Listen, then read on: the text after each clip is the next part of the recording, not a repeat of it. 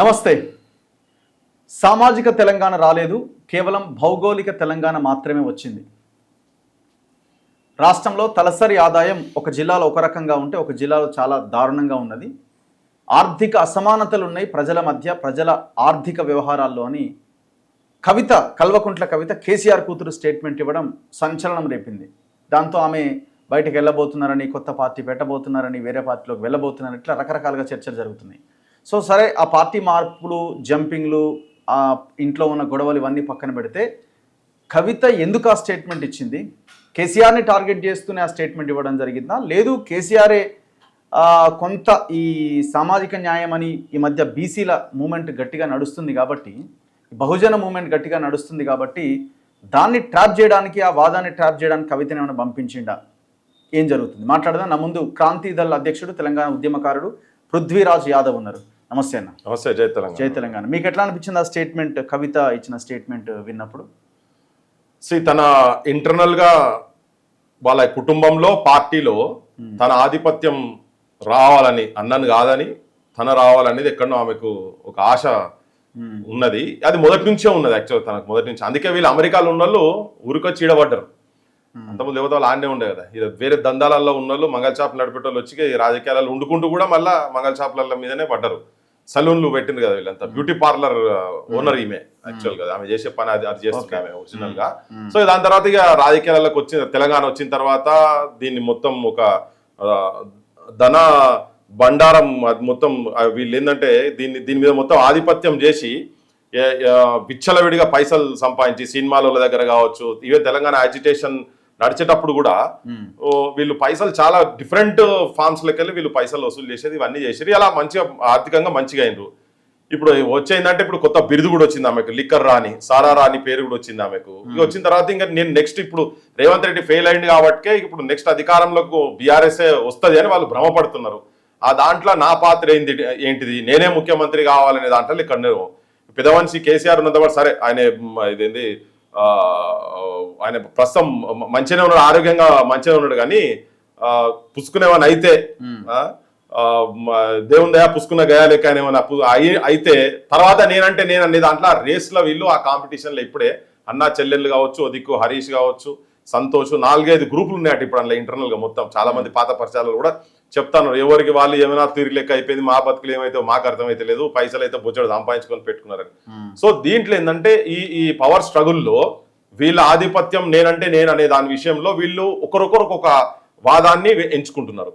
దాంట్లో ఏంది, ఇప్పుడు సామాజిక తెలంగాణ అనేది ఇప్పుడు కాదు, అది ఫస్ట్ నుంచి కూడా, ఈవెన్ కేసీఆర్ పార్టీ పెట్టక ముందు నుంచి కూడా సామాజిక తెలంగాణ అనే స్లోగన్ తెలంగాణలో ఉండే. సో ఇదేంటంటే మొదలైతే మన భౌగోళిక తెలంగాణ తీసుకొచ్చుకుందాం, దాని తర్వాత సామాజిక తెలంగాణ గురించి ఆలోచన చేద్దాం అనేది చాలా మంది, ఈవెన్ జయశంకర్ లాంటి వాళ్ళు కూడా మా ఓటలం సామాజిక తెలంగాణ అనేది కూడా ఉండాలి, గద్దర్ అసంటోళ్ళు కూడా మాట్లాడారు. చాలా మంది మాట్లాడుతుంటే కూడా లేలే కాదు, మొదలైతే భౌగోళిక తెలంగాణ అనే దాంట్లో తోటే కేసీఆర్ తోని పనిచేసిండప్పుడు. సో తెలంగాణ వచ్చిన తర్వాత అందుకనే ఇప్పుడు ఈ స్లోగన్ ఇట్లా బలంగా ఉన్నదనే ఉద్దేశంతో ఆయన మొట్టమొదటి దళితుని ముఖ్యమంత్రి చేస్తా అనేది. ఎందుకంటే ఆ సామాజిక తెలంగాణ అనే స్లోగన్కి వచ్చేటువంటి వ్యతిరేకత కూడా ఏం రాకుండా ఉండేందుకే కేసీఆర్ కూడా మొట్టమొదటి దళిత ముఖ్యమంత్రిని చేస్తా అనేది ఆయన తీసుకున్న లైన్. ఉట్టిగా ఎడిగా తీసుకోలే, ఆయన తీసుకున్నాడు. సో దాన్ని తీసుకొని పెట్టిన తర్వాత ఇప్పుడు ఈ 10 ఏళ్లలో వీళ్ళకి ఎవరికేం గుర్తుకు రాలే ఈ సమాజంలో సామాజిక తెలంగాణ అంటే. ఇప్పుడు దాంట్లో మొగోళ్ళు ఎక్కువైపోయినరు, నాకు సామాజిక న్యాయం కావాలి, నాకు పెద్ద పదవి కావాలనుకుంటుందేమో తెలియదు. నిజం కూడా సమాజంలో ఉన్నటువంటి దాదాపు 85 to 90% ఉన్నటువంటి జనాలకు వాస్తవం కూడా రాజకీయ పరంగా కావచ్చు, సామాజికంగా, విద్యా పరంగా కావచ్చు, ఈవెన్ వనరుల పరంగా కావచ్చు, దేంట్లో కూడా న్యాయం జరగలేదు అనేది బయట ఉన్నది. సో దాన్ని ఇప్పుడు ఈ 10 ఏళ్ళు వాళ్ళకేం కనిపించలేదు. వాళ్ళ ప్రభుత్వం ఉన్నప్పుడు ఇంకా రిజర్వేషన్స్, బీసీ రిజర్వేషన్స్ అయితే ఉన్నదా పర్సెంటేజ్ కానీ ఇంకా తక్కువ చేశారు కదా వాళ్ళు, 18% కు తీసుకొచ్చారు కదా, 33-34 ఉన్నదాన్ని. సో ఇప్పుడు ఏంటంటే దీన్ని రాజకీయంగా మలుచుకుంటుంది అని చెప్పని అదే స్లోగన్ ఇప్పుడు ప్రతి ఒక్కరు తెలుసు సామాజిక తెలంగాణ అనేది. ఆ స్లోగన్నే తీసుకొని వీళ్ళకి ఏమైందంటే గజకర్ణ, గోకర్ణ, టక్కుటమార విద్యలు బాగా ఏ దగ్గర నేర్చుకున్నారు వీళ్ళు అందరూ. మొత్తం బల్లుడు నేర్చుకున్నాడు, కొడుకు బిడ్డ అందరు నేర్చుకున్నారు. ఆ విద్యలు ఇప్పుడు జనాల మీద చూపించాలని చెప్పని ప్రయత్నం చేస్తున్నారు. కానీ ఇప్పుడు వెనకటి కాలం కాదు, వెనకటి లెక్కలు కూడా కాదు. ఇప్పుడు వీళ్ళు ఎటు తిరిగినా తెలంగాణ చుట్టూ తిరగాలి, వీళ్ళు ఆ స్లోగన్ చుట్టే తీసుకోవాలి, ఆ వాదం నినాదం మీదే తీసుకోవాలి. సో తెలంగాణ వచ్చింది కానీ సామాజిక తెలంగాణ ఇప్పుడు డైరెక్ట్ వాళ్ళ నాయన మీద తుపాకీ పెట్టినట్టుగానే మాట్లాడుతున్నది. ఆయన టార్గెట్ చేసినట్టేనా అది? 100% వాళ్ళ నాయన టార్గెట్ చేసినట్టుగానే మాట్లాడుతున్నది పక్క. ఇప్పుడు అక్కడ కూడా అంత ఓపెన్ గా బయటకు వచ్చి మాట్లాడాల్సిన అవసరం లేదు కదా. మాజీ ముఖ్యమంత్రి కేసీఆర్ డాటర్ మాట్లాడుతుంది అంటే ఇంటర్నల్ ఉంటే ఏమన్నా ఉంటే ఇంటర్నల్ సెటిల్ చేసుకున్నా ఓపెన్ గా బయటకు వస్తే ఇప్పుడు ఎవరి పరిపాలన మీద మాట్లాడుతున్నది? కేసీఆర్ పరిపాలన మీదే ఈమె మాట్లాడుతున్నది. ఏం మాట్లాడుతున్నది? ఈమెలో వండుకుంటూ ఈమె అవన్నీ వాళ్ళ లగ్జరీస్ అన్ని ఎంజాయ్ చేసుకొని దాంట్లో వచ్చిన పదవులు తీసుకున్నది. మీ ఎంపీ అయింది, ఎమ్మెల్సీ అయింది. ఇప్పుడు బయటకు వచ్చి ఈమె సామాజిక న్యాయం అనే స్లోగన్ తీసుకొని మాట్లాడు. ఎందుకంటే జనాలకు తెలిసిన స్లోగన్ కాబట్టి దాని చుట్టూ మెల్లగా మాట్లాడదాం, అట్లాంటి వీళ్ళని ఇరకాటంలో పెట్టినట్టు అవుతుంది అనే ఉద్దేశంతో ఇప్పుడు సామాజిక న్యాయం ఏ రకంగా చూసినా వాళ్ళ సామాజిక వర్గానికి కావచ్చు, వాళ్ళ కుటుంబానికి. ఇప్పుడు ఎమ్మెల్సీ పదవి కూడా రాజీనామా చేయాలి అవసరం అయితే, ఎంతసేపు రాజీనామా చేసి చేస్తారు వీళ్ళు మామూలుగా. అందుకే టక్టమారా విద్యలు అని చెప్పిన వీళ్ళు మామూలు కాదు. వీళ్ళు ఇప్పుడు కేసీఆర్ కూడా ఏం చేసిండు ఇంతకుముందు, ఎట్లా గడ్డిపోసలు లెక్క నేను తీసే మన పదవి ఇట్లా అవతల వారేస్తా అని రాజీనామా చేసిన ప్రతిసారి మళ్ళీ నిలబడ్డాడు. మళ్ళీ ఎంపీగా రాజీనామా చేసి ఎంపీ అయ్యిండు, ఎమ్మెల్యేగా రాజీనామా చేసి ఎమ్మెల్యే అయ్యిండు. నేను రాజీనామా చేసి మళ్ళీ తెలంగాణ వచ్చే వరకు నాకు ఏ పదవద్దు, ఏ అలంకారం వద్దు, కావాలి కుక్క లెక్కుంటా, బొంతపూరు ముద్దాడుతా అనుకుంటా బొంతపూరులో చుట్టేం పోలేయనే మళ్ళీ అదే పదవిలో చుట్టుపోయిండు. తన అల్లుడైనా తన టీఆర్ఎస్ లకి వెళ్ళి అప్పుడు టీఆర్ఎస్ ఉన్నప్పుడు ఎంతమంది రాజీనామాలు చేస్తే వాళ్ళందరూ మళ్ళీ ఎమ్మెల్యేలు నిలబడరు కదా. ఎట్లా ఎంతో ఘోరంగా పిల్లలు చచ్చిపోతున్నప్పుడు అయితే 2009లో ఇక వద్దు మేము తెలంగాణలే అవుతామని చెప్పాను అన్నోళ్ళు. తెలంగాణలే మళ్ళీ ఎన్నికలు తెలంగాణలే జరగాల్సిందే అని చెప్పి అన్నోళ్ళు 6 నెలలు తిరగకముందే మళ్ళీ రాజీనామా చేసిన అందరూ మళ్ళీ ఎమ్మెల్యే లేరు కదా. సో వీళ్ళు ఎక్కడ కూడా ఇది చాలా వాళ్ళకు ఏంటంటే అదొక ఆర్ట్ వాళ్ళకు. రాజీనామా జనం కూడా అరే పాపం త్యాగం చేసింది కదనే అని జనంలో కూడా ఒక సింపతి. కానీ ఇదంతా ఇది డ్రామా. వాళ్ళు ఏంటంటే ఆ సెంటిమెంట్ ను బాగా పైకి తీసుకొస్తేందుకు రెచ్చగొట్టే ఆలోచనతో ఇప్పుడు చాలా మందికి ఏంది అయ్యో ఏదో ఇక మరి కానీ మరి వాదం పోతుంది కావచ్చు అని చెప్పి గతంలో అనుకుంటుండే. ఇప్పుడు అటువంటి ఆలోచన చేస్తారు వీళ్ళు. సో ప్రజలు కూడా ఏంటంటే వీళ్ళు కంప్లీట్ గా కుటుంబం మొత్తం అంటే జనానికి కూడా మనం ఏదో వ్యక్తిగత ద్వేషంతోటో కోపంతోనో మాట్లాడింది కాదు. తెలంగాణ వచ్చిన తర్వాత సస్యశ్యామలంగా ఉండాల్సినటువంటి తెలంగాణ, భూగర్భమున నిధులు పొంగిపారుడు నదులు శృంగార వనతతుల బంగారముల పంట నా తల్లి తెలంగాణ రా అని చెప్పని మాట్లాడుకున్నాము. సో ఆంధ్ర పాలకులతో ఇది మొత్తం శ్మశానం అయిపోయింది తెలంగాణ అని చెప్పని అన్న తర్వాత గత 10 ఏళ్లలో కూడా మళ్ళీ అదే శ్మశానాన్ని మొత్తం భూతద్దంలో పెట్టి చూపించినట్టుగా వీళ్ళు మొత్తం క్లియర్. ఇప్పుడు ఆమె తీసుకున్న లైన్ పూలే విగ్రహం పెట్టాలి, లేకపోతే జాగృతి పేరుతో ఆమె చేసే ధర్నాలు బీసీల కోసమని, దళితుల కోసమని, మహిళా రిజర్వేషన్ అని, ఇప్పుడు ఏకంగా తన తండ్రి మీదనే తుపాకీ మీరు అన్నట్టుగా ఆయన పరిపాలననే క్వశ్చన్ చేసింది. అంటే ఇంత అంటే బయట ఉన్న జనాలు చూసిరా ఆ వాదం కోసం తండ్రిని ఆమె కార్నర్ చేసే స్థితికి వచ్చిందని అనుకోవడానికి ఏమైనా మాట్లాడి ఉంటుందా? లేదేమన్నా తన తండ్రిని బ్లాక్మెయిల్లో బెదిరించో ఇంకొక పదవి తీసుకోవడానికి జరుగుతున్న ఒక మంచి పోస్ట్ పార్టీలో తీసుకోవడానికి జరుగుతున్న ఇదా? ప్రస్తుతం బ్లాక్ మెయిల్ నడుస్తున్నది.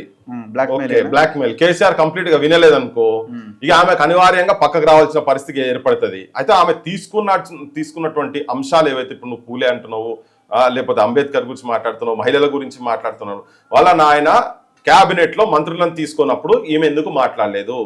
నా కుటుంబంలో ఇన్ని పదవులు ఉన్నాయి కదా, నాకు వచ్చే ఎంపీ పదవి ఇంకోరికి ఇవ్వమని చెప్పి ఈమె ఎందుకు అనలేదు? ఆ పార్టీలో ఆమెకన్నా సీనియర్లు చాలా మంది ఉండే కదా, చాలా మంది ఈమె అమెరికాలో ఉన్నప్పుడు ఇక్కడ పార్టీ గురించి పనిచేసినప్పుడు చాలా మంది మహిళలు ఉన్నారు కదా, వాళ్ళకి అప్పుడు ఇవ్వాల్సి ఉండే కదా. నీ ఎమ్మెల్సీ పదవి వచ్చినప్పుడు కూడా నాకన్నా సీనియర్లు చాలా మంది ఉన్నారని చెప్పి నువ్వు ఎందుకు ఇవ్వలేదు? సో ఇవన్నీ నువ్వు నాకు వద్దని నువ్వు ఎందుకు అనలేదు? ఇవన్నీ ఏంటంటే ఒక డ్రామా. ఇప్పుడు అంశాలు ఉన్నాయి కాబట్టి బయటికి వచ్చి ఒకవేళ అయ్యని బెదిరియాలే, అయ్యా వినకపోతే నేను బయటకు వచ్చి ఇంకేదైనా చేస్తాను ఒక న్యూసెన్స్ వాల్యూ క్రియేట్ అయ్యేందుకు ఇంకోటి కూడా ఉండొచ్చు. ఇలా బీజేపీలతో కూడా ఏమైనా ఓడంబడిక జరిగొచ్చు ఇంటర్నల్ గా. ఇప్పుడు తిహార్ జైల్లో పడ్డది, రేపు పొద్దుగా నీ పర్మనెంట్ ఇల్లు అక్కడనే అవుతుంది, నీ సెల్లు ఫైళ్లు బాటినీళ్ళు ఇవే జరుగుతాయి. నువ్వు అయ్య మీద తిరుగుబాటు చేస్తేనే నీకేమన్నా మళ్ళీ ఉపశమనం కల్పిస్తామంటే కూడా తిరుగుబాటు జరగవచ్చు. ఇవన్నీ ఏంటంటే ఇంటర్నల్ గా చాలా ఉంటాయి, దీని కోణాలు చాలా ఉంటాయి. సో అటువంటిది కూడా ఏమైనా ఉండొచ్చు, మనకు తెలియదు. ఇదంటే ఇంకా బూట్పుటాన్ని ఏం జరుగుతున్నది అనేది మనకు తెలియదు. నీకు రాజకీయ భవిష్యత్తు మేము ఇలా చూపిస్తాం, నువ్వు పలానా అంశం తీసి మీ ఆయన ఇరకాటంలో పెట్టని చెప్పి మాట్లాడుతుండొచ్చు. సో రాజకీయాలలో ఇవన్నీ జరుగుతాయి. కానీ ఈమె వ్యక్తిగతంగా ఈమె మాట్లాడాల్సిన అంశాలు మాత్రం అవి కావు. ఆమె కింది కులాల గురించి, బీసీల గురించి ఈమె ధర్నాలు చేసుడు ఎక్కడ? ఆర్థిక అసమానతల గురించి కూడా మాట్లాడింది. ఇప్పుడు మీరే ఆ రోజు మనం 20 లక్షల వాచ్ గురించి పెద్ద డిస్కషన్ జరిగింది. అవును, ఇలాంటి వాళ్ళు కూడా చాలా గట్టిగా మాట్లాడారు. ఆర్థిక అసమానతలు అంటే ఇప్పుడు అది కూడా వస్తుంది కదా ఇందులో. బరాబర్ ఆమె బుర్జ్ ఖలీఫా బంగ్లా ఇప్పుడు ఎక్కడ తీసుకొచ్చి ఎవరికి రిజిస్ట్రేషన్ చేస్తుంది, ఆమె ఆస్తులు ఎవరికి రిజిస్ట్రేషన్ చేస్తుంది, అసలు ఆమె ఆస్తులు ఎక్కడికెళ్ళి వచ్చినాయి, ఎట్లా సంపాదించింది, లిక్కర్ స్కామ్ లో 100 కోట్ల రూపాయలు యాడికెళ్ళి వచ్చినాయి, ఈ సౌత్ గ్రూప్ కథ ఏంటిది, నువ్వు ఎన్ని పైసలు ఉంటే పోయి అక్కడ దాకా బాకినావు నువ్వు. సో ఇవన్నీ ఈ గ్యాప్లు నీ దగ్గరనే ఉన్నాయి. ఇప్పుడు నీ ఈపు నువ్వు ఫస్ట్ చూసుకో, నువ్వు ఎట్లున్నావు, నీ సంగతి ఏందని చెప్పి. శ్రీరంగ నీతులు మాట్లాడు కాదు, కవిత శ్రీరంగ నీతులు మాట్లాడితే జనం వినే పరిస్థితి ఉంటే మాత్రం ఇక ఇంతకన్నా అమాయక పబ్లిక్ మనం చూడం రాగు. సో ఈమెనే చేసి మొత్తం అసమానతలు నీ దగ్గర, నీ పక్కకున్నోళ్ళు, నీ పార్టీలో ఏళ్ళ నుంచి పనిచేసిన వాళ్ళ మధ్యలో అసమానతలే కదా. వాటి సంగతి ఏం చెప్పు, నువ్వు ఏ దందాలు చేసినావు, ఇన్ని పైసలు సంపాదించినావు, నీ అంతర్జాతీయ స్థాయి వరకు తన తండ్రిదో తన అన్నదో తప్పు అంటది, తన బావదో వాళ్ళ తప్పు అంటది. ఈమె తప్పు కాదని ఆమె మాట్లాడుతున్నావు. నేను పదవిలో ఉన్నానా, పార్టీలో మినిస్ట్రీ పదవి ఏమైనా పోషించినా? ముఖ్యమంత్రి బిడ్డగా మంత్రులందరికన్నా ఎక్కువ వీళ్ళు మంత్రి ఉండాల్సిన అవసరం ఏం లేదు కదా. ముఖ్యమంత్రి బిడ్డ అంటేనే ఎన్నో చేస్తాం. ఇలా మాట్లాడితే ఎందుకు మాట్లాడతాడు? ఇప్పుడు రేవంత్ రెడ్డి తమ్ముళ్ళు చేస్తున్నారని చెప్పాను, లేకపోతే ఇంకో ముఖ్యమంత్రి, ఏ ముఖ్యమంత్రి వచ్చినా కానీ కిరణ్ కుమార్ రెడ్డి ఉన్నప్పుడు వీళ్ళు చేసిండని చెప్పి, ఏది ఆయన తమ్ముడు చేసిందని చెప్పి, ఈవెన్ రాజశేఖర్ రెడ్డి ఉన్నప్పుడు 1,00,000 కోట్ల రూపాయలు తీసుకుపోయి ఏముండే అని చెప్పి, మరి జగన్మోహన్ రెడ్డి ఏముండే అని చెప్పి గన్ని 1,00,000 కోట్ల రూపాయలు ఎట్లా సంపాదించిండు మరి? సో ఎవరు ముఖ్యమంత్రులా, మంత్రులు ఉండాలనా లేదా అనేది కాదు, వాళ్ళ వ్యక్తిగతంగా వాళ్ళు సంపాదించాలనేటువంటి ఆలోచన అనుకుంటే సంపాదిస్తారు. ఈమె అట్లనే సంపాదించింది. ఇప్పుడు ముఖ్యమంత్రులు అన్నదమ్ములు సంపాదించలేదని నేను దానిలో పోతలేను, కానీ కవిత కాడికి వచ్చినప్పుడు మాత్రం వీళ్ళు డెఫినెట్ గా అంతకుముందు వాళ్ళ ఆర్థిక పరిస్థితులు వేరు, ఇప్పుడు ఆర్థిక పరిస్థితులు వేరు. ఆమె ఇలా పోయి ఎక్కడంటే అక్కడ మీటింగ్లు పెట్టే స్థాయికి పోయి తిరుగుతున్నదంటే ఎక్కడికి వెళ్ళి వస్తాయి వీళ్ళకి ఇవన్నీ పైసలు? అవినీతితోని కూరుకుపోయి ఉన్నారు. వాళ్ళ కుటుంబం కల్వకుంట్ల కుటుంబం మొత్తం తెలంగాణకు ఒక కలంకం తీసుకొచ్చిండ్రు. భారతదేశం మొత్తంలో తెలంగాణ ప్రజలంటేనే త్యాగధనులు, త్యాగాలు చేస్తారు, ప్రజల గురించి కొట్లాడతారు వీళ్ళు అనే కాడికి తీసుకుపోయి, ఈవెన్ ఇలా మావోయిస్ట్ ఆర్గనైజేషన్ సంబంధించిన వాళ్ళు కూడా ఇక్కడ పుట్టిన బిడ్డలే తీసుకుపోయి ఎక్కడో పోయిన ప్రజల గురించి కొట్లాడుతున్నారు, వీళ్ళ ప్రాణాన్ని లెక్క చేయరని చెప్పారు సాయుధ పోరాటం కాడికెళ్ళి. అటువంటి దాంట్లో వీళ్ళు ఒక కలంకం లెక్క, వీళ్ళు కేవలం పైసల చుట్టూ అధికారం పంచుకునే దాని దగ్గరనే వీళ్ళ పంచాయతీలు. ఈ పంచాయతీలో ఇటువంటి అంశాలను తీసుకుపోయి కొంత సున్నితమైన అంశాలను టేకప్ చేస్తే మనం జనం దగ్గర పోతాం అని చెప్పనే ఒక ఆలోచన ఉన్నది. కానీ ఇది పవర్కు దగ్గర కావాలని, కానీ ప్రజలకేదో చేయాలనే ఆలోచన మాత్రం ఉన్నది అనుకుంటే. ఎందుకంటే వడ్డిచ్చే చెయ్యి నీ దగ్గర ఉన్నప్పుడు, నువ్వు వడ్డిచ్చే స్థాయిలో ఉన్నప్పుడు నువ్వు వడ్డీయలే కదా. ఇప్పుడు నువ్వు పక్కకు వచ్చి ఎదుటోని టార్గెట్ చేసేందుకు, నువ్వు మళ్ళీ అధికారంకి వచ్చేందుకు, నీ కుటుంబంలో నువ్వు పై చేయి తీసుకొస్తేందుకు ఇటువంటి అంశాలను తీసుకొచ్చి వాళ్ళని ఇరకాటంలో పెట్టి జనంలో కూడా ఒక సింపతి తీసుకొచ్చే ప్లాన్ చేస్తున్నారు. సో మీరు కూడా కొంత దగ్గర నుంచి చూసుంటారు వీళ్ళ మూవ్మెంట్, వీళ్ళ ఐడియాలజీ, వీళ్ళ బిహేవియర్, ఇదంతా పార్టీ పెట్టే అవకాశం ఉండొచ్చు అని మీరు అనుకుంటున్నారా? నేను కవితను, కేటీఆర్ను చూడలేను, నేను హరీష్ ను, ఎందుకంటే అప్పుడు లేరు, నేను అందులో ఉన్నప్పుడు వాళ్ళు లేరు, వాళ్ళు అమెరికాలో ఉన్నారు. వాళ్ళు అమెరికాలో చాలా స్టేట్మెంట్లు ఇచ్చేది లేరు, వాళ్ళ నాయన గురించి కానీ తెలంగాణ గురించి కానీ చాలా స్టేట్మెంట్లు ఇచ్చేది అన్ని ఇప్పుడు చెప్పుడు కాదు. కానీ సో వాళ్ళు లేరు. ఎప్పుడైతే హరీష్ కు ఎమ్మెల్యే కాకుండా మంత్రి పదవి ఇచ్చిండ్రో అప్పుడు వాళ్ళు ఇక్కడికి వచ్చి వాళ్ళిండ్రు. వీళ్ళకి ఎక్కడ అర్హత చెప్పు? నువ్వు కష్టకాలంలో ఉన్నప్పుడే కదా. తూమయ్య అనే సిచ్యువేషన్ ఆంధ్ర పాలకులకు, చంద్రబాబుకి ఇక్కడ ఎప్పుడైతే బెల్లిలలితను ముక్కలు నరికారు, తెలంగాణ ఎవరంటే వాళ్ళ మీద గోడు, మా ఇంటి మీద ఒక మాజీ మంత్రి ఇంటి మీద రేడ్లు చేపించిండు చంద్రబాబు, తర్వాత గద్దర్ మీద కాల్పులు చేశారు. నేను తెలంగాణ గురించి తిరుగుతున్నా, మా ఇంటి మీద ఇట్లా జరుగుతున్న కాలంలో దాన్ని ఎదుర్కొని అట్లా నేనుగా చాలా మంది ఉండే. సో ఇటువంటి అన్ని వాళ్ళు చూడలేదు. వాళ్ళు రెడీమేడ్ కేక్ మూమెంట్ అంతా మొత్తం రెడీ అయిన తర్వాత దాని మీద వచ్చి పదవుల గురించి వచ్చి కూర్చున్న వాళ్ళే వీళ్ళు తప్ప. సో ఇప్పుడు వీళ్ళు పార్టీ అవసరంగా పెడతారా? వాళ్ళ దగ్గర పైసలు ఉన్నాయి అంతే. వాళ్ళ దగ్గర బొచ్చడు పైసలు ఉన్నాయి, ఎక్కడికెళ్ళి వస్తాయి? ఇప్పుడు మా బొట్టోళ్ళకి ఎందుకు సాధ్యం కాదు అది? మనం తనకన్నా సీనియర్ ఎప్పటి నుంచో మూమెంట్లు ఉన్నాం కదా, వాళ్ళకి ఎందుకు సాధ్యం అవుతున్నది? అధికారంలో ఉండి దుర్వినియోగం చేసిన వాటికే. మన ఆయన కూడా మాజీ మంత్రి ఉండే, అంతకన్నా ముందు రవాణా శాఖ మంత్రి ఉండే, కేసీఆర్ కన్నా ముందు రవాణా శాఖ మంత్రి, ఆయన దాని తర్వాత కేసీఆర్ అయిండు. మరి వాళ్ళ కుటుంబం పరిస్థితి చూడు, మాది చూడాలి కదా. ఇప్పుడు మేము బెటర్ సిచ్యువేషన్ వాళ్ళైతే అట్లా ఇప్పుడు ఉన్నది. తెలంగాణలో ఇలా ఒక రాజకీయ పార్టీ ఆవశ్యకత చాలా అద్భుతంగా ఉన్నది, కానీ వాళ్ళంటే దోపిడీ చేసిరు కాబట్టి వాళ్ళ దగ్గర బొచ్చడు పైసలు ఉన్నాయి. అందరు వాళ్ళ మొత్తం అందరి దగ్గర ఉన్నాయి, ఒకరి దగ్గర కాదు. అబౌట్ హరీష్ రావు మీరు చూసినా అంటున్నారు కదా, మరి ఆయన ఏమన్నా రావడానికి అవకాశాలు ఉంటాయా? మొన్న వెళ్ళి కేటీఆర్ హరీష్ ని కలిసిండు కదా. ఒక సింపతి హరీష్ కూడా ఒక సింపతి వేవ్ తీసుకుపోయేటువంటి ప్రయత్నమే జరుగుతా ఉన్నది. ఏ మాటకు ఆ మాట టిఆర్ఎస్ లో గ్రౌండ్ లో స్టార్టింగ్ లో హరీష్ పనిచేసిండు. ఓకే, వీళ్ళు ఎవరు దగ్గర లేనప్పుడు హరీష్ పనిచేసిండు. సరే, దాన్ని హరీష్ పనిచేసినతో పాటు ఆయన అధికారంలోకి వచ్చిండు, పైసలు సంపాదించుకుంటూ ఇవన్నీ ఉన్నాయి.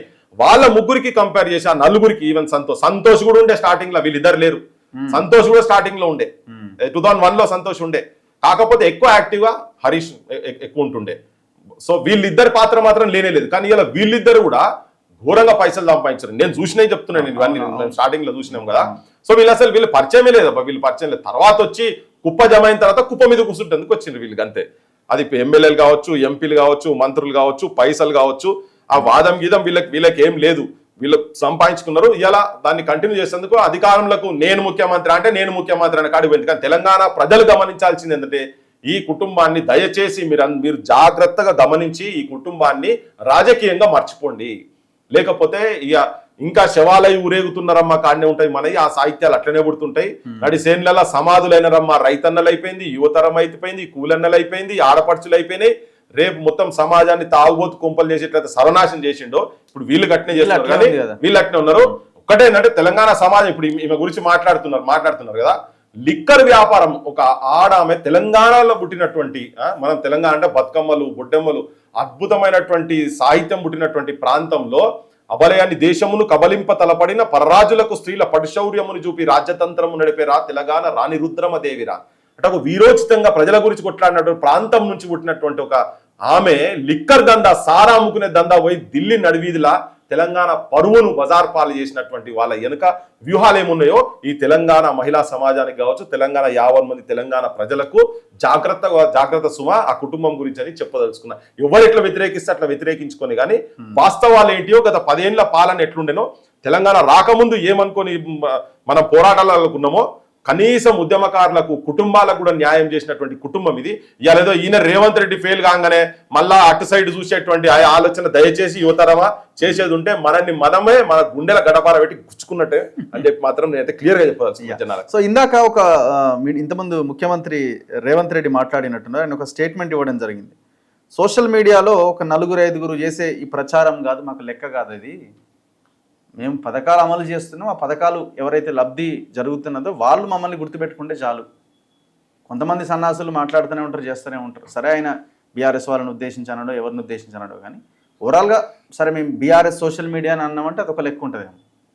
ఇంకొక పార్టీ వాళ్ళ అపోజిషన్ పార్టీ సోషల్ మీడియా అంటే అదొక లెక్క ఉంటుంది. ఓవరాల్గా ఆయన మాట్లాడుతున్న దాన్ని మీరు ఎట్లా చూస్తారు? ఇదే సోషల్ మీడియా లేకుంటే రేవంత్ రెడ్డి అనే మనిషి ఇలా ముఖ్యమంత్రి కాకపోవు. అది ఆయన కూడా ఎండార్జ్ చేసిండు. ఎన్నో సందర్భాలలో తను కూడా పిసిసి ఉన్నప్పుడు చేసి ముఖ్యమంత్రి అయిన తర్వాత కూడా మాట్లాడిన సందర్భాలు ఉన్నాయి. ఇవాళ అదే ముఖ్యమంత్రి అంటే ఎదుటోడు తప్పు చేస్తే ప్రశ్నించిన యూట్యూబ్ నువ్వు వచ్చిన తర్వాత మళ్ళీ అది పనికిరాని ట్యూబ్ అయిపోతుంది. అడ్డగోలుగా నోటికి ఏది వస్తుంది మాట్లాడుతున్నాడు. ఇప్పుడు మళ్ళా సేమ్ ఇప్పుడు ఏంటంటే ముఖ్యమంత్రి గారు మీకు నిజంగా ఎవరి మీద మాట్లాడదలుచుకున్నారు, ఏ ఛానళ్ల మీద మాట్లాడదలుచుకున్నారు?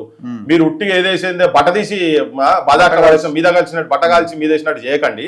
మీకు ధైర్యం ఉంటే ముఖ్యమంత్రిగా నీకు ధైర్యం ఉంటే రేవంత్ రెడ్డి గారు మీరు బయట పెట్టండి, ఏ ఛానల్లో బయట పెట్టండి, ఎవరు మాట్లాడుతున్నారో బయట పెట్టండి, ఏ రాజకీయ పార్టీలు మాట్లాడుతున్నారో బయట పెట్టండి, వ్యక్తులుగా ఎవరు మాట్లాడుతున్నారో పెట్టండి, వాళ్ళు మాట్లాడే అంశాలు ఏంటి చెప్పండి, వాళ్ళు మాట్లాడే అంశాల పట్ల జవాబులు ఏంటో చెప్పండి. మీరు నీ మేనిఫెస్టో గురించి మాట్లాడుతున్నాం చాలా మంది.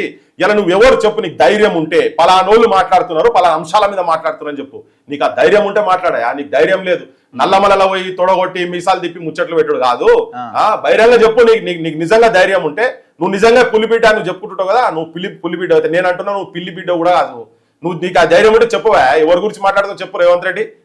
ఏం మాట్లాడుతున్నావు నువ్వు, ఏ అంశాల గురించి మాట్లాడుతావు? ఒక్కటి కూడా నీ మేనిఫెస్టోలో పెట్టిన దాంట్లో మెజారిటీ కూడా నువ్వు అమలు చేయలే.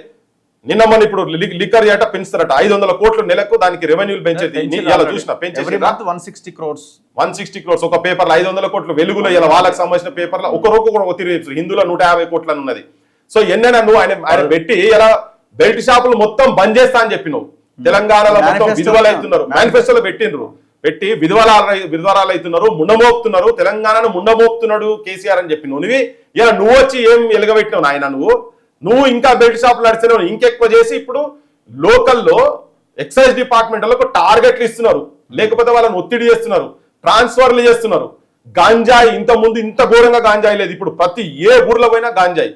ఒక అసమర్థ పాలన చేస్తుంటే వాటి గురించి మాట్లాడుతుంటే నువ్వు 100 రోజుల లోపల అమరుల కుటుంబాలను ఐడెంటిఫై చేసి వాళ్ళందరికీ నువ్వు ఏం చేయాలో చేస్తా అని చెప్పి నువ్వు పెట్టినావు. ఉద్యమకారులకు 250 గజాలు అన్నావు, 2500 ఆడోళ్ళకి ఇస్తా అని చెప్పి ఇలా కోటీశ్వరులను చేస్తాను ముచ్చట చెప్తున్నావు. నెలకు 2500 నువ్వు ఇస్తాను, నువ్వే గవ్వే ఇస్తలేవు.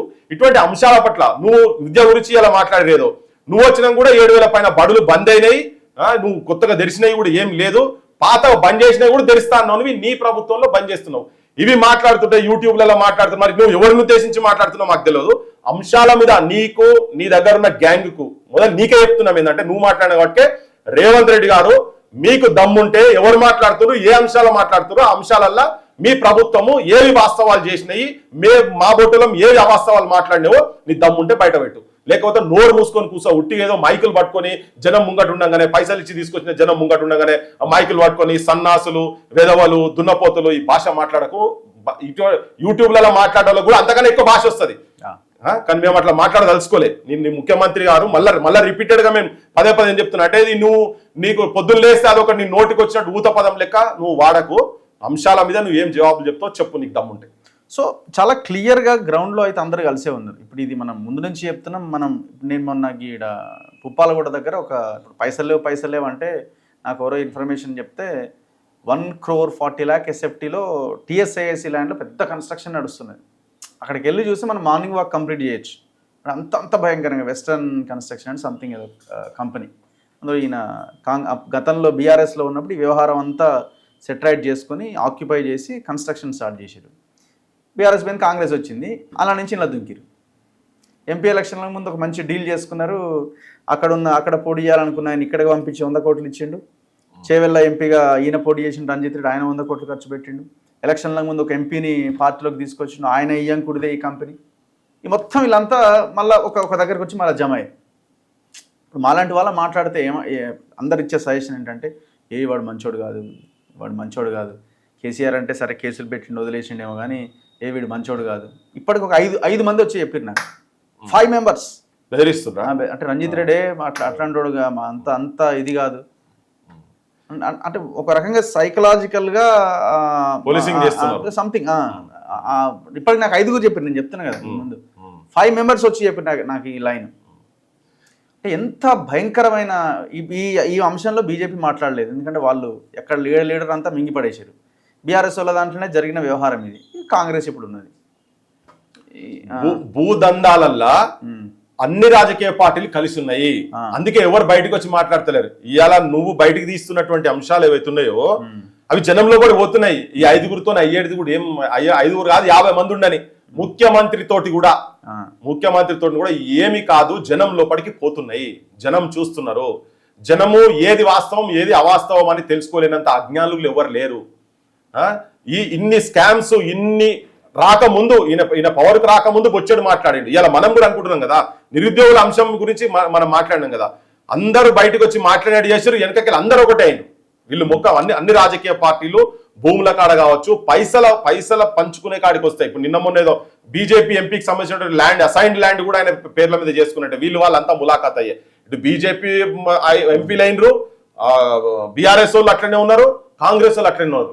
బెదిరిస్తే ఎవరిడా బెదిరేటందుకు ఎవరు సిద్ధంగా లేరు. అన్నిటికీ తెగిచ్చి వచ్చి బయటికి వచ్చి సాకలైలమ్మలు, దొడ్డి కొమరయ్యలు, తాను నాయకులు ఇటువంటి వాళ్ళ వారసత్వాలు ఎంతో మంది ఈవెన్ తుపాకులలో పోయి చచ్చిపోయినటువంటి వాళ్ళ వారసత్వాలలో పట్టుకొని పంచుకున్నాం. భగత్ సింగ్లు, సుఖ్దేవ్లు, సుభాష్ చంద్రబోస్ల వారసత్వాలు ఉన్నోళ్ళు ఇంకా ఉన్నారు. మీ అసంటోళ్ళు భూస్వాములకు ప్రజలను కీచకులు లెక్క చేసి ధనము అధికారంకి వచ్చేందుకు ఏ స్థాయి కన్నా పోగలిగేటువంటి నీచులో కాదు. ఇలా గొప్ప వాళ్ళ త్యాగదనుల కడుపులో పుట్టినటువంటి వాళ్ళ ఆశయాలను తీసుకొని పోయేటట్టు వాళ్ళు మనబాటు వాళ్ళు ఉన్నారు కాబట్టినే ఇలా ప్రశ్నిస్తున్నాం. ఎంతమంది చంపుతాడు ఆలోచన చంపుతాడా? రఘుకి ఏమైనా చేసిరనుకో, రఘు ఆలోచన చంపుతారా? ఎంతమంది లేరు బయట టచ్ చేసి చూడు అని చెప్పాలి. నువ్వు ఎవరు 5 గారుగా అరే నువ్వు వచ్చి ముట్టుకొని చూడరా బాయ్, మమ్మల్ని ముట్టుకొని చూడని చెప్పని. సో ఇంత ముందు లెక్క లేదు. ఏదో వాళ్ళకు చెప్పుతున్నటువంటి కొన్ని ఛానళ్ళు ఉంటాయి కాబట్టే వాళ్ళ దాంట్లో వస్తాయి, లేకపోతే జనానికి తెలియదని. ఇవాళ ఒక్క చిన్నోడు ఎక్కడ ఏ ఊరికెళ్ళి ఇంత మాట్లాడా ప్రపంచం మొత్తం తెలుస్తున్నది. మీకు దమ్ములుంటే ఆయన మంచోడా సంతం అనే బదులు దాంట్లో వాస్తవం ఉన్నదా లేదా ఓపెన్ గా నువ్వు ఛాలెంజ్ చేస్తున్నావు. నా మీద కేసులు పెడతారా పెట్టుకున్నాము. ఐఏఎస్ ఆఫీసర్ల గురించి కూడా మాట్లాడుతున్నాం. సిగ్గు లజ్జ ఏమి లేదబ్బా ప్రభుత్వాల్లో. ఆఫీసర్లకు లేదు, పాలిటిషియన్స్ లేదు, ఎవరికి లేదు, ఇంక్లూడింగ్ ముఖ్యమంత్రి చెప్తున్నా నేను. పైస్ అంతా కూడా వాళ్ళ లోపల చీమ్ నెత్తురు కానీ ఉండేది ఉంటే ఇవి ఎందుకు జరుగుతున్నాయి, ఎందుకు మాట్లాడుతున్నారు, ఈ అంశాలు ఎందుకు బయటికి తీసుకొస్తున్నారు, ఎందుకు రఘు మాట్లాడుతున్నారు. రోజు కోటి నువ్వు ఆల్మోస్ట్ తీసుకొచ్చి ల్యాండ్ స్కామ్ బయట పెడుతున్నావు కదా, అది ఎవరిది? నీ ఇంటి కాదుగా చేసేది, సమాజం గురించి తెలంగాణ ప్రజలకు తెలియాలనే ఆలోచనతో కదా. సో వాటి గురించి నువ్వు స్పందించకుండా వాటి నిజంగా ఏం జరిగింది, ఏం అన్యాయం జరిగింది అన్న దాంట్లో ఏం తప్పు అనుకునేది ఉంటే మాట్లాడాలి. గీ బెదిరిస్తే ఇవన్నీ గివీలతో ఎవడు భయపడేది, వీళ్ళకంత సీన్ కూడా లేదు. ఈ ఒక ముచ్చట చెప్తా, బ్రోకర్ అంటే ఇక్కడ ప్రస్తుతం ప్రభుత్వాలు నడిపెట్టేళ్ళు అందరు కలిసి ఉన్నారు కదా. బ్రోకర్లకు నిదర్శనం ఎక్కడన్నా ప్రపంచంలో ఎక్కడ ఉందంటే మన తెలంగాణ పాలిటీషియన్స్ అంత దరిద్రం. చాలా సిగ్గుపడుకుంటా, చాలా అవమానపడుకుంటా నేను చెప్తున్నా, బాధతో చెప్తున్నా, ఇంత ఘోరంగా ఇంత పచ్చిగా నేను ఎక్కడ ప్రపంచం మీద ఇంత గలీజ్గా భూదందాలు చేసి రాజకీయ పార్టీలు అన్ని దగ్గర ఉండి ఒక్క దగ్గర ఉండి ప్రజలను చంపుతున్నారంటే ఇంత దరిద్రమైన పాలన నేను ఎక్కడ చూడలేదు. అసైన్ భూములను కూడా మొత్తం పేదలకు ఇచ్చిన భూములు చేసుకుంటున్నారు. ఇంత ఘోరమా? అసైన్డ్ భూములు వాళ్ళకి ఇచ్చిన పేదలు ఏం లేదని ఆయన పూటకు లేదంటే వాళ్ళ భూములు కూడా అది తీసుకొని వాళ్ళు డైరెక్ట్ రిజిస్ట్రేషన్ చేసుకుంటుంటే అవి బయట పెడుతుంటే కూడా కనీసం మాట్లాడరే. ఇక ఉపన్యాసాలు దంచితే మామూలు దంచుడు కాదు నాయనో. మనం ఆగమాగం కావాలి మొత్తం. ఇక అప్పటికప్పుడు అన్ని అయిపోతున్నట్టుగానే ఉంటది. నిజంగానే ఈయన పెద్ద ఆటం బాంబు, ఈయన మీద పడితే మనం అందరం చచ్చిపోతాం అన్నట్టుగా మాట్లాడతారు. మాటలు మాత్రం మళ్ళీ కోసే చెటా గోసి ఉండదు, కోసుక తినమని చెప్తారు. మళ్ళీ ఏం పాడైంది ఆడ మేకనా గొర్రెనా మాట్లాడుగా మొన్న నన్ను కోసుక తిన్నా పై ఏం వెళ్ళాయని చెప్పని. అది ఉన్నా మంచిగా అది కూడా లేదు కదా. ఇంకో నేను కోసుక తినాలని అగోరీల దగ్గర పోవాలి. నువ్వు అగోరీలు తింటారు మనుషులు అగోరీలేగా తినేది. నువ్వు నీ లోపట అంటే ఎన్ని బయట పెట్టినా ఇప్పుడు ఇట్లా బెదిరించి చేసి ఏమో చేస్తాము అని చెప్పని ఏదన్నా చేసి ఒత్తిడి చేసినా గానీ రఘు ఆగేది లేదు, మనం ఆగేది లేదు. పృథ్వీరాజ్ అసంటోళ్ళు ఆగేది లేదు, రఘులు ఆగేది. ఇది ప్రభుత్వాలు కావచ్చు, ఆపోజిషన్ వాళ్ళు కూడా గుర్తు పెట్టుకోవాలి. అసలు మేమైతే తెలంగాణ గురించి తిరిగేటప్పుడే అనుకున్నాం మేము బతుకుతాం అనుకో ఇన్ని రోజులు. మాది ఇప్పుడు అంతా బక్షిష్, మాదంతా కొసరు. మేము బతుకుతున్నంత బోనస్, బతుకంతా బోనస్. బరాబర్ మాట్లాడతాం, ఉన్నదినట్టు మాట్లాడతాం, ఆవేశంగా మాట్లాడతలే. మేము ఆలోచనతోనే మాట్లాడుతున్నాం. తెలంగాణ నష్టపోతున్నది. పైసలు మొత్తం కొందరు చేతులకే, మొత్తం ధనం మొత్తం వాళ్ళకే పోతున్నది. వాళ్ళకు పోడు కాదు, ప్రజలకు సంబంధించినట్టు ప్రజలకు రావాల్సింది పోయి ప్రజలను అప్పుల పాలు చేసి ప్రజలను ఇబ్బంది పెట్టి ప్రజలను ఆత్మహత్యలు చేసుకునే కాడి దాకా తీసుకుపోయి అలవాట్లను కూడా సర్వనాశనం చేస్తున్నారు. కాబట్టి ప్రజల పక్షాన ఉండుకుంటూ మేము తుపాకులు పట్టకపోవచ్చు, కానీ మా మాటలు తూటాలు ప్రజల లోపలికి దిగుతున్నాయి. అవి ఎప్పటికి ఎల్లప్పుడు ఉంటాయి. ప్రజలు మనతోటి ఉంటారు.